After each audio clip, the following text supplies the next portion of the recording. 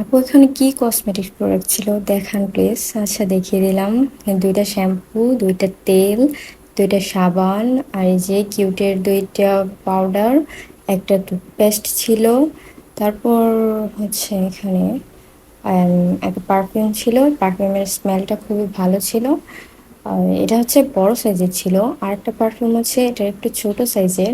এই যে পারফিউমটা, এটার স্মেলটা আমার কাছে সবচেয়ে বেশি ভালো লেগেছে। স্মেলটা হচ্ছে বেলি ফুলের পারফিউম। আমার কাছে খুবই ভালো লেগেছে, সবগুলো প্রোডাক্টের মধ্যে এটাই সবচেয়ে বেশি ভালো লেগেছে। তারপরে এই পারফিউমটার পরে ছিল হচ্ছে একটা লোশন। এটা হচ্ছে একটা বডি লোশন। এটাও কিউট কোম্পানির। হচ্ছে কিউট কোম্পানি থেকে এগুলো আমাদেরকে দেওয়া হয়েছিল। এটা ছিল একটা ক্রিম, যদি আমি এটা ইউজ করি না।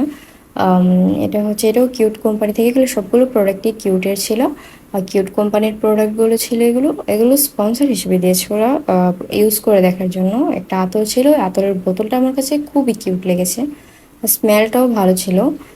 বোতলটা বেশি কিউট ছিল। এখানে সবচেয়ে ইন্টারেস্টিং হচ্ছে একটা নেল পলিশ আর একটা নেল পলিশ রিমুভার ছিল। তো এটাই হচ্ছে। আর এটা হচ্ছে আমার স্কলারশিপটা, স্কলারশিপ এই যে।